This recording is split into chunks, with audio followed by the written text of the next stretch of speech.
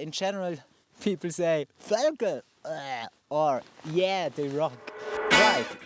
The last 4 years I have skied the Katana V.Werks in 177, and because I was so happy with that ski and it performs perfect, and why I'm going to show you in this video afterwards, I wanted to check how performs the 184, because that is normally more my size for freeride.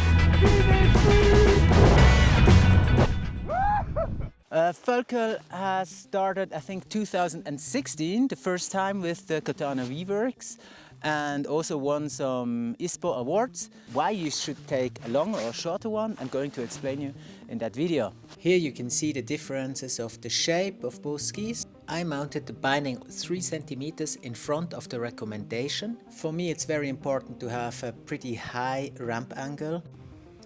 The ramp angle defines how much degree your footbed compared to the ski base is. Because I'm not adapting a lot of the ski boot inside through heel lifting or spoiler, I want to know what is the height differences between the heel piece and the toe piece compared to the ski base. As long as I use the same ski boot for different skis, I can easily work with that comparison. Note: as longer your ski boot is, as flatter the ramp angle gets. Differences in ski shape sometimes change the ramp angle up to 5 mm. Imagine you have a person with standard proportion. When you squat, you have the center of pressure in the middle of your foot. Now we look at the person with a shorter upper body and longer thigh. As soon he squats, he gets the weight behind his heel, so the center of pressure brings him in a back-seated position. Now we take the same person with this longer thigh and shorter upper body and put a ramp angle underneath his foot. This directly brings the whole center of pressure back to the center of his foot.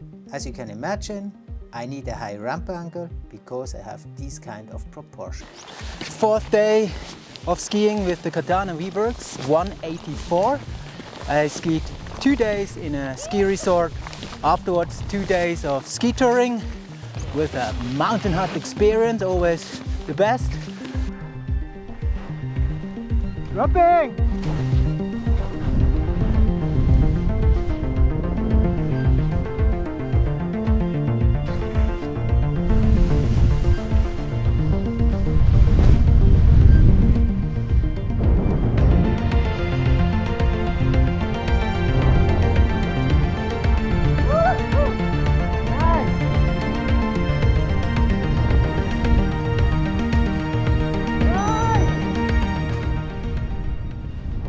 So important in free touring or for a free touring ski, for me, is always to have not a big radius, because as soon it gets steep and hard, you have often the feeling of only touching the nose and not getting the pressure underneath your ski boot.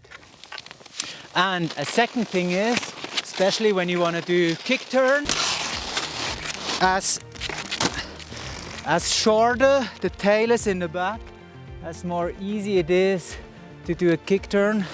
Let's say it's very annoying to always kick the skins in the back off. It's of course depending also on hip mobility, on your proportion and everything, but as shorter the tail is, as easier it is actually in technical terrain to take or to make a kick turn.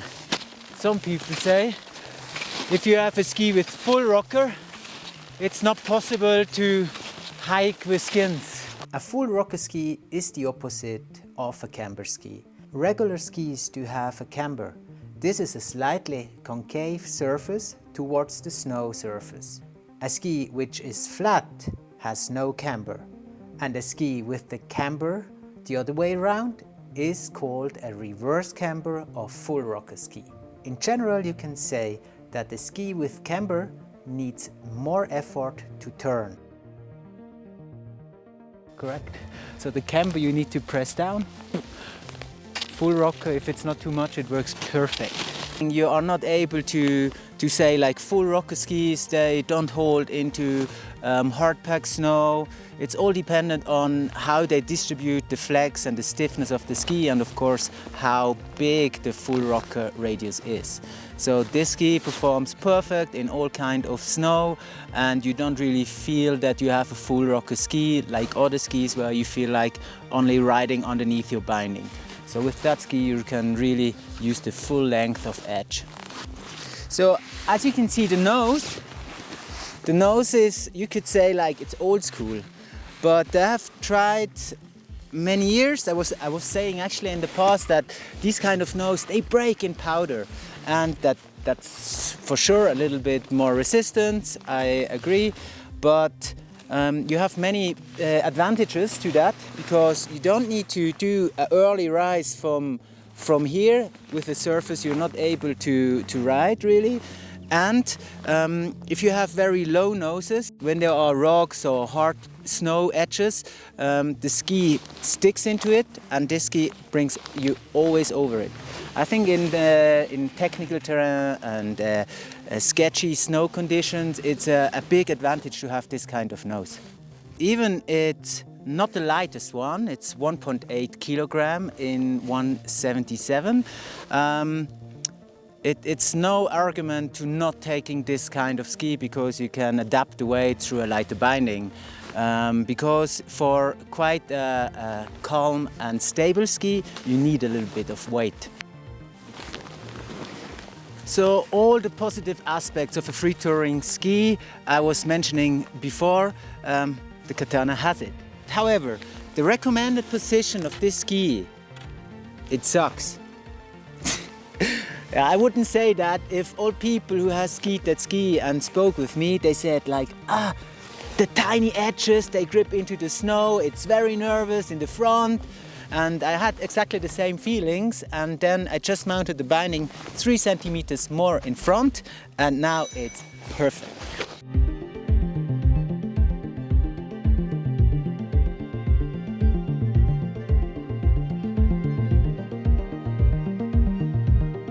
I suggest for people with 182 or more, about 85 kilograms, without equipment and good performer on skis, I suggest to take the 184.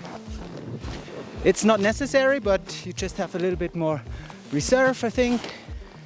And for everybody else, go for the shorter one, because the advantages are just better in free touring.